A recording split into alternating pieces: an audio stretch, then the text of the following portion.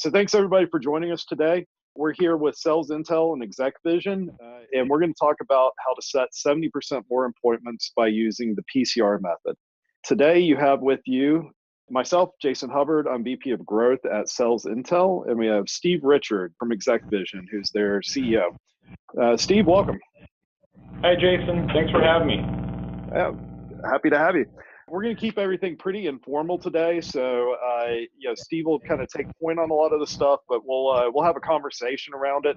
And like I said, please be sure and pop your questions in the chat. We'll get to those at the end, or if they're really topical to what we're talking about at the time, we'll even incorporate that in the discussion as we're going through it. So let's get into it, Steve.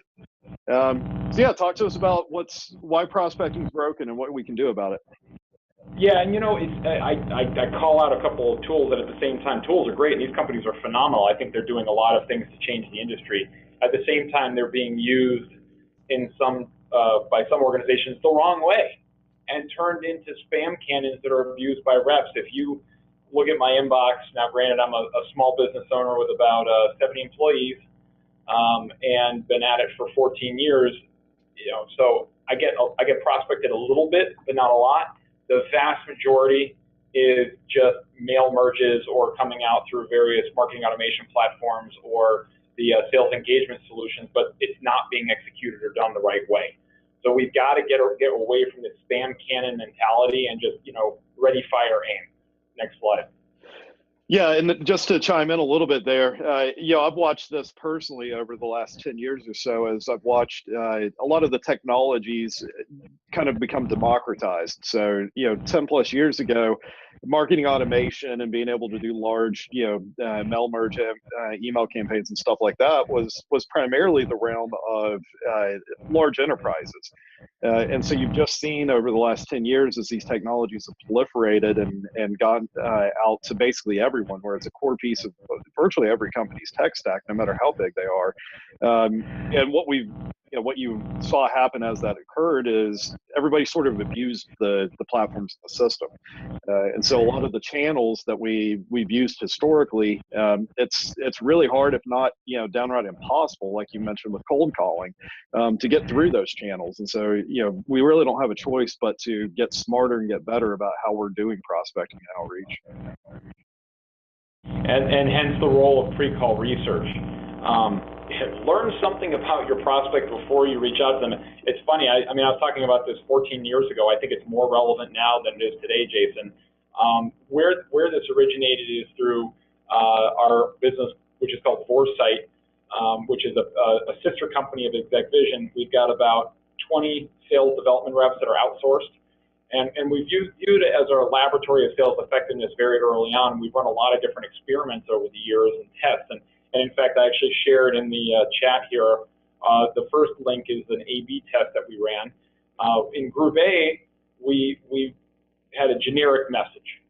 In Group B, we had the same generic message. The only thing that was different is we changed the subject line of the email to a second-degree connection, meaning, Jason, if we didn't know each other and we had Manoj as our common connection, I would mention Manoj's name in the email, that's the CEO, in the email, and then you would get that.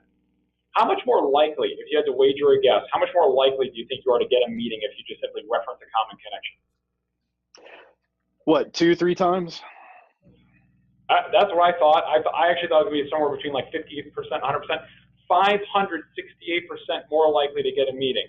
Wow. Just simply by referencing a secondary connection. And we've done a variety of these types of tests over the years, and the number that we've settled on is 70%. The majority of them will average out around 70% increase in conversion rate if you know something about your prospects before you reach out. Any comments on that? No, that's really powerful. I mean, it's the same type of stuff I'm seeing on my end, where just doing the blanket, email blasts and stuff like that, it doesn't work anymore. You've got to spend a little bit of time with your leads that you're going after, getting to know them, customizing content, and actually engaging them on their own grounds, as opposed to just relying on loading enough stuff into the top and hoping that some stuff's going to trickle out the other end of it. So let's talk about how to do it. That's what we're here for. And the people who showed up, what I found when you sit in research and sit side by side and do time and motion studies and these kinds of things with reps is some of them can turn into librarians where they spend lots and lots of time trying to research prospects when all you need to do is spend less than 5 minutes if you know how to do it the right way. Another thing you observe, which is really kind of, comical and sort of sad, is in many cases, if people use an attempt method, they'll make an attempt on a prospect, they'll do some pre-call research, make an attempt, and then maybe they'll call them back next week, and they'll do the same research over again, which makes no sense. They never write down the research in one simple, easy to access place so they can use it again and again and again. Your thoughts on that? Yeah, I mean, you've got to find a sweet spot, because at least for me personally, in my own management of reps, you want them doing the research and you want them doing the customization and stuff like that. But, what you can find is what you mentioned here, that you give people an excuse to do something other than actually picking up the phone or, getting emails out and stuff like that. In this case, doing research, then some reps will take that way too far. And so you need enough to be able to speak coherently and customize stuff appropriately, but you don't need to know the in and outs of every single person, top to bottom all the way through, because at the end of the day, you got to focus on getting in front of people. So the goal with this is to get more connections and have more meaningful conversations. It's not to turn you into a full-time researcher. That's right. There are three personas. There's the cowboys. They do no research. There are the librarians. They're the ones that, do 45 minutes of research. And then what we call the sniper shooters. They're the ones that can research very quickly, less than 5 minutes of research, and they can use that to be very, very prepared and ready to go. And that's the difference between ad hoc prospecting and prepared prospecting. Ad hoc prospecting is, sitting down and just playing the numbers game, calling the same people over and over and over again down a list and not knowing anything, versus having that research and preparation noted prior. So we can skip that slide. We talked about that too. And this is the problem. If we can find a way to very simply and easily, and rinse and repeat, do the research once, put the research in some specific place. Talking about sales lofter outreach, both of them have fields that you can use to put your pre-call research, so you don't have to do it over and over again every time you call. And this makes you far, far more efficient. Next slide there, please, Jim. All right, so now how do you actually do it? Well, there are, of course, data tools such as SalesIntel. That's one of the reasons we're here right now. Obviously, LinkedIn profile, you all know that. But most people don't know, for example, Boolean search techniques. So if you go to Google, if you put quotation marks around like Jason Hubbard, if I just Google that, I'm gonna get a lot of different stuff, a lot of different Jason Hubbards, or just Jason with a different last name, Steve Hubbards and everything in between.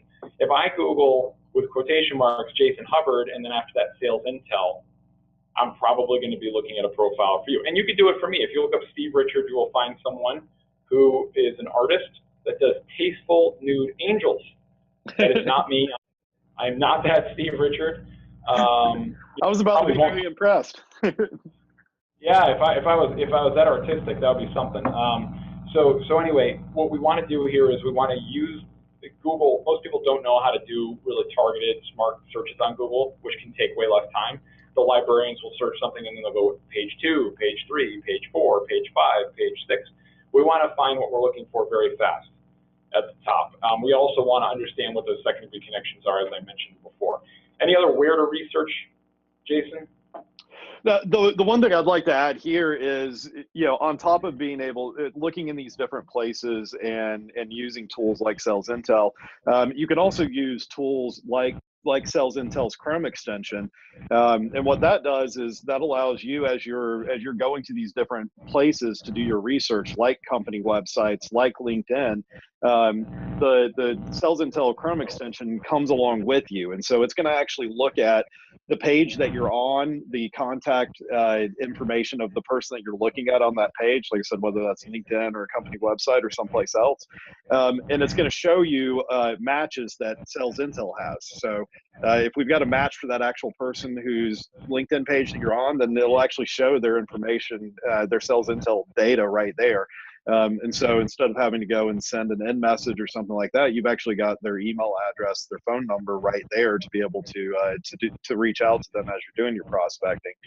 And so, yeah, there's a lot of really, valuable tools out there that help to make this process a whole lot quicker, a whole lot easier. And then being able to, on top of that, incorporate in things like, technographic, firmographic information on the company.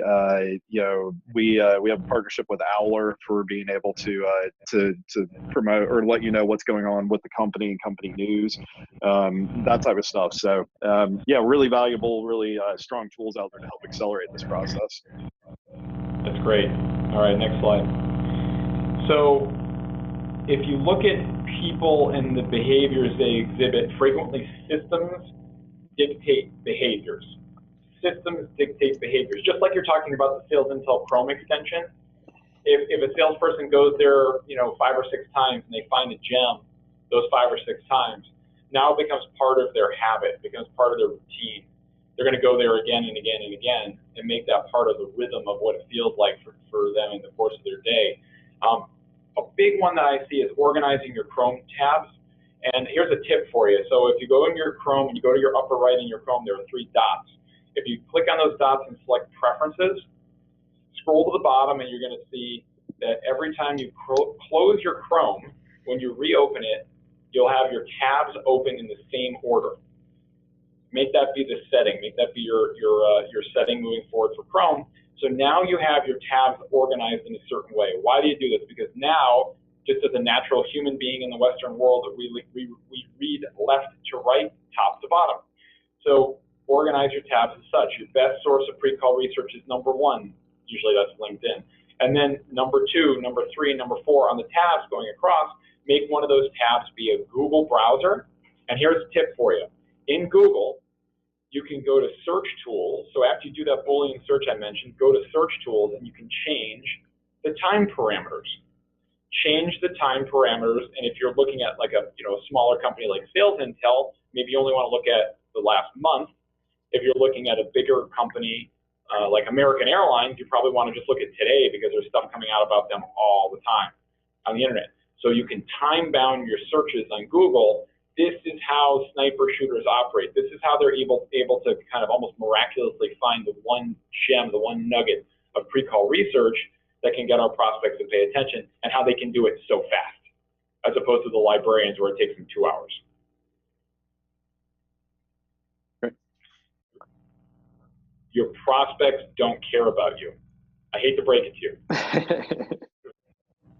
Jason, they don't. It's just the truth. But what they care about is their own peers. They care about their own peers. So the reason that we do pre-call research in the first place, do people take appointments because of the pre-call research you did? The answer to that is no. They don't take appointments just because you did pre-call research. Pre-call research gets their attention. It gets them to wake up and snap out of their sleepwalking.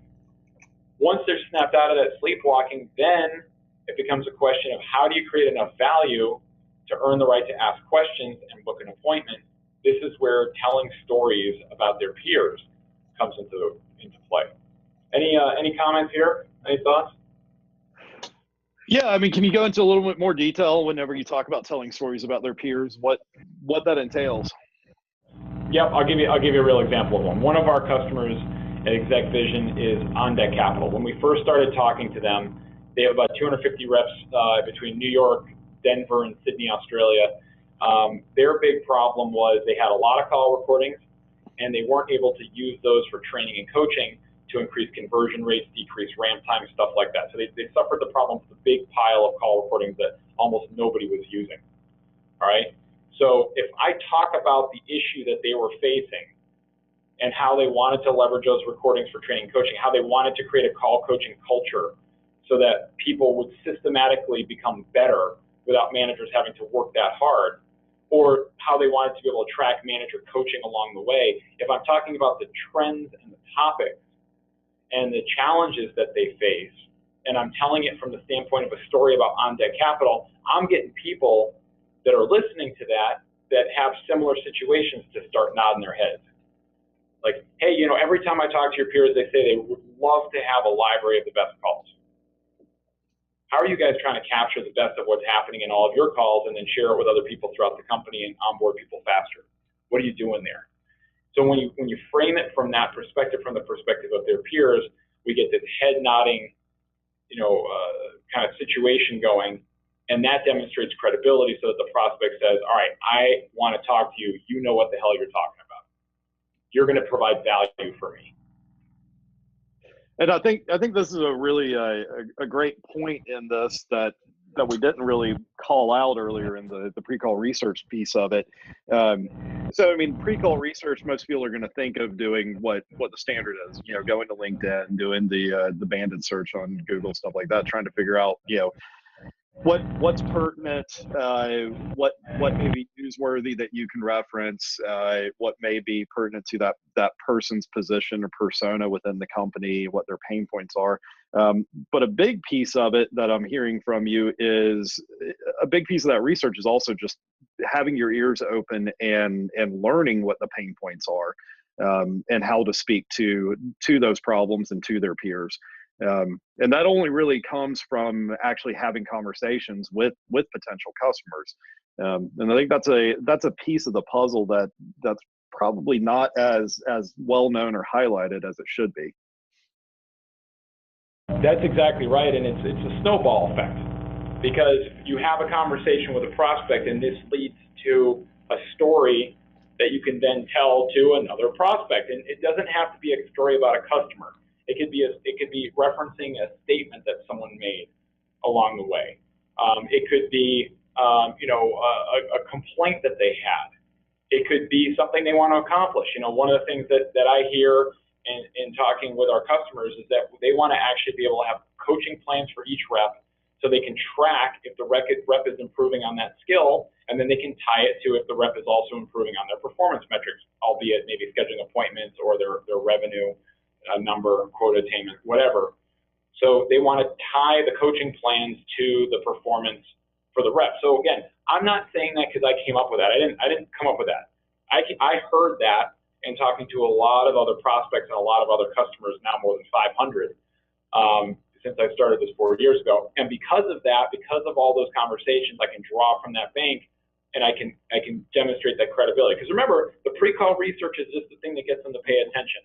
But once they pay attention, what are you going to say to them next that's going to earn you an appointment and have them think it's a valuable use of time?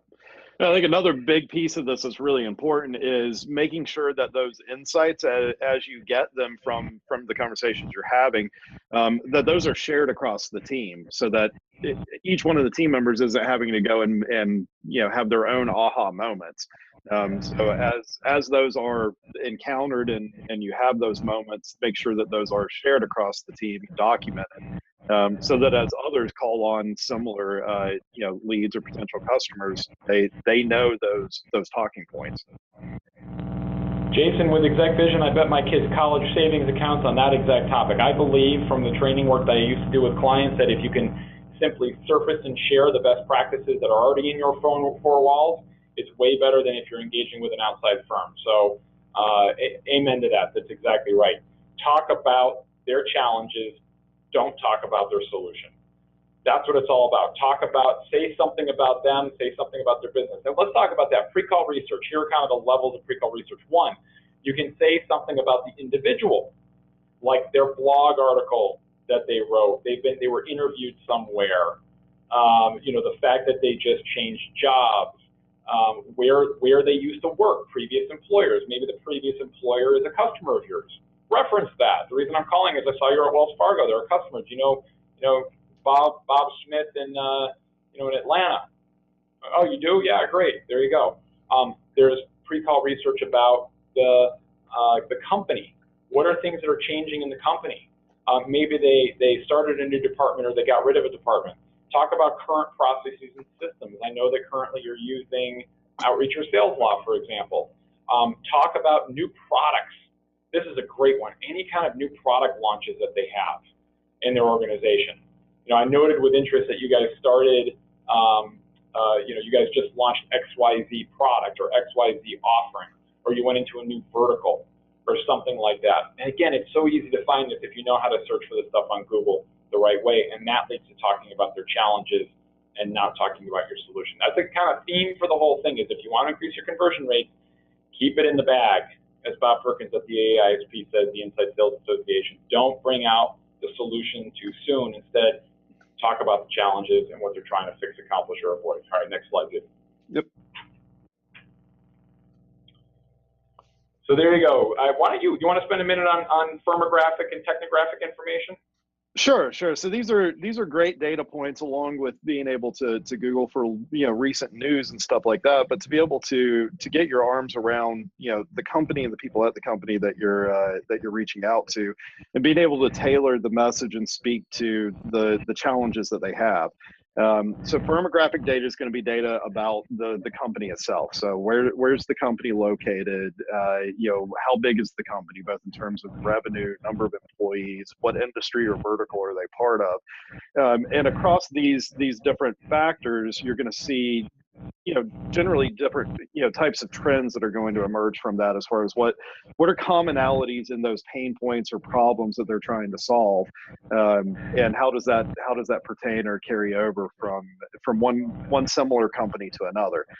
So your solution may have specific use cases for specific verticals or specific industries, or you may be particularly applicable or have a use case for high growth earlier stage companies or versus large enterprise organizations. And so being able to get to the meat of all of this information, and a big key to that, and this was always a challenge for me on the marketing side, is more often than not, with multiple different data sources coming in and feeding in, whether it be inbound forms or whether it be lists that you generate from events that you've sponsored, or things like we're doing today with the webinar.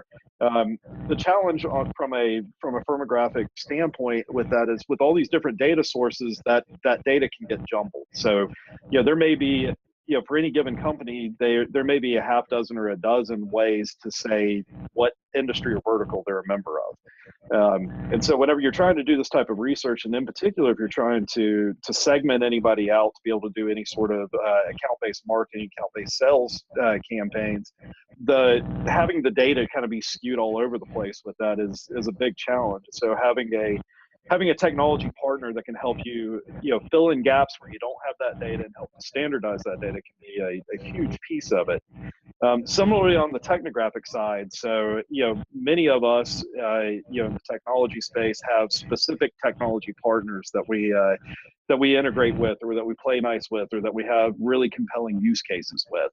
And so knowing what the tech stack that the company or the leads that you're going after employ allows you to be able to speak to the challenges that they have, as well as the solution and the ways that you're able to make their lives easier and better, and work within the existing tech stack that they have.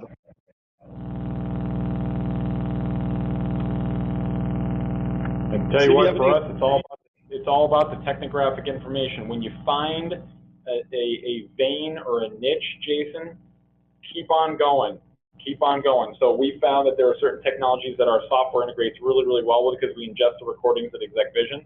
And there's probably something like that at your organization as well. I'll give you, going back to the people in the beginning, the outreaches and sales loft, one of the ahas for sales loft early on is if a company had invested in a marketing automation tool like Marketo, they were something like 5 times more likely to buy a sales engagement solution than if they hadn't. So once they know that, now they can use that technographic information and just focus on the companies that bought Marketo. Bam. All right. Yeah, it's very similar to us on the data and technology side.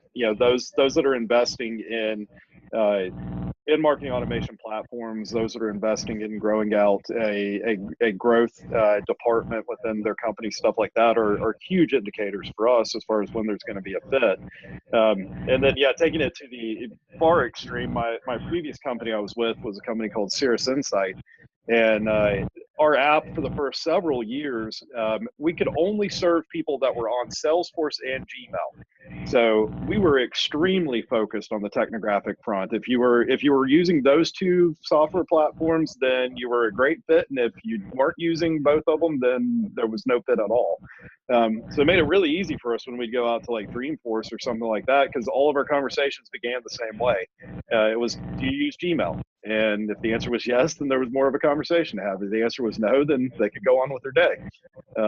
But yeah, knowing where your fit is, and in particular if there's a technographic play, can be a huge advantage for you in identifying who you want to go after and how to then structure that as you do that. Very good. We already talked about LinkedIn profile. So looking at where they went to school, extracurriculars, former employers, content they're posting. That's an easy thing you can do on LinkedIn, is to see what they're, they probably haven't posted an article, but what kind of comments they're sharing, or other things they're commenting on if they're commenting on other people's posts, those kinds of things. So we've talked about that one, Jason. Next slide.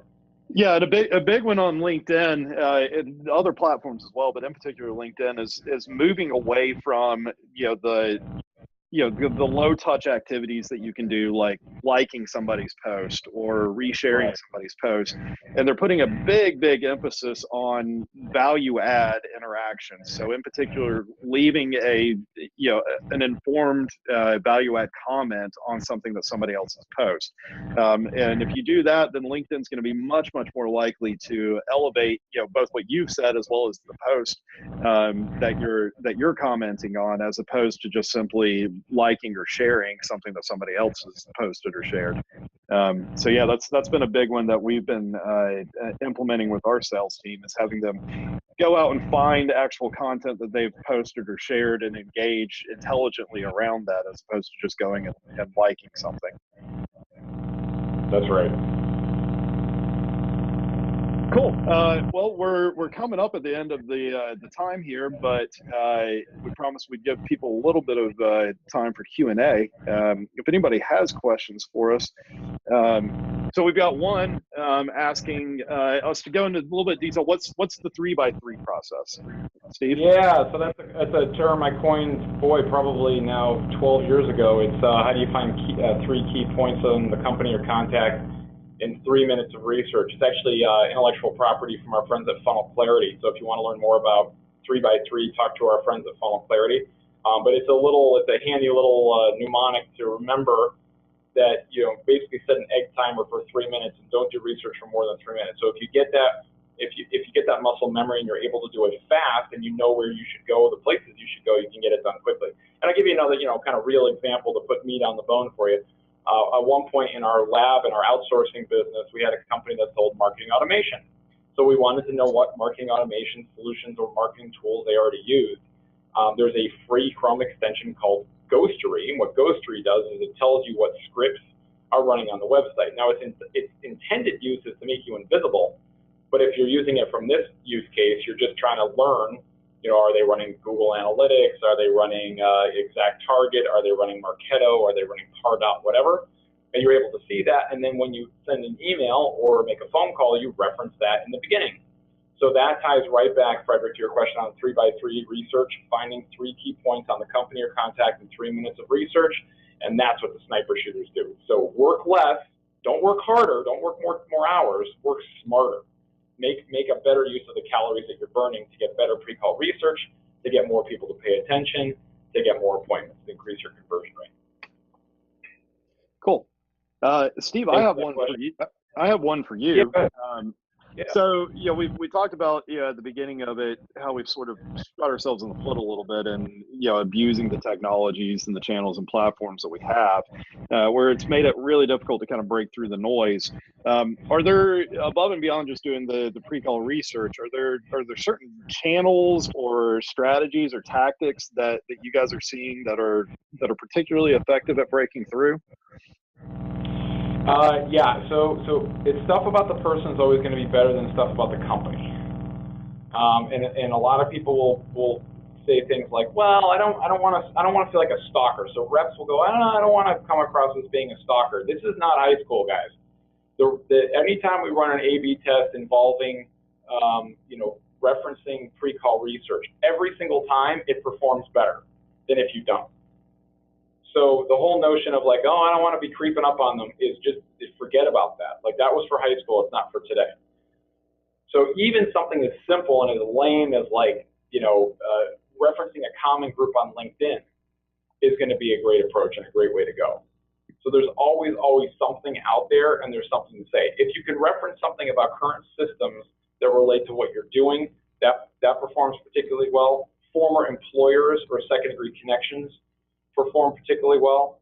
We already talked about new product launches perform particularly well. If you go into someone's